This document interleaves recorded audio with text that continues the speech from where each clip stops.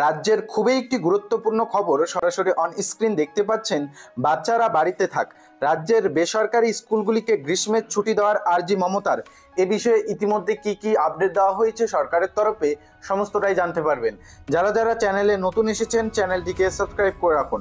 সরাসরি on screen দেখুন, রাজ্যের সরকারি স্কুলগুলিতে গ্রীষ্মের ছুটি পড়ে গিয়েছে এপ্রিলের শেষেই, তবে এখনও বেসরকারি স্কুলগুলি খোলা, সেখানে চলছে ক্লাস। আগামী 9 মে রবীন্দ্র জয়ন্তীর পর বন্ধ করা হোক স্কুল। বুধবার নবান্নে সাংবিধানিক বৈঠকে আর্জি মুখ্যমন্ত্রী মমতা বন্দ্যোপাধ্যায়ের।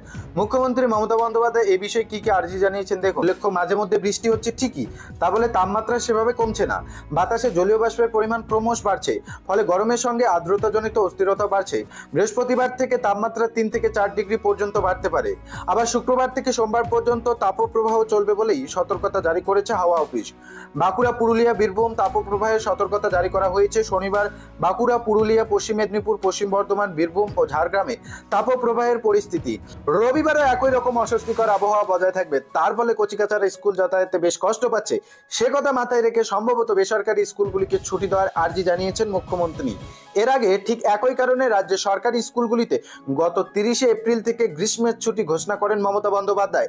সেই অনুযায়ী এখনো বন্ধ স্কুলগুলি, তবে কবে আবার সরকারি স্কুলে পঠন পাঠন শুরু হবে তা স্পষ্টভাবে জানা যায়নি বলে ইতিমধ্যে খবর। তবে ইতিমধ্যে যে খবর সেটা দেখতে পাচ্ছেন, বেসরকারি যে সমস্ত নার্সারি স্কুলগুলি রয়েছে বা বেসরকারি স্কুল শিক্ষা প্রতিষ্ঠানগুলি রয়েছে সেগুলি বন্ধ রাখার আর্জি ইতিমধ্যে মুখ্যমন্ত্রীর তরফে দেওয়া হয়েছে। খুব শীঘ্রই সেই সমস্ত বেসরকারি স্কুলগুলি বন্ধ করা হবে বলে ইতিমধ্যেই খবর। তো ইতিমধ্যে এই আপডেটটি চলে এসেছে, আপডেটটি সঙ্গে সঙ্গে আপনাদের সঙ্গে শেয়ার করলাম। যারা যারা চ্যানেলে নতুন এসেছেন চ্যানেলটিকে সাবস্ক্রাইব করে রাখুন।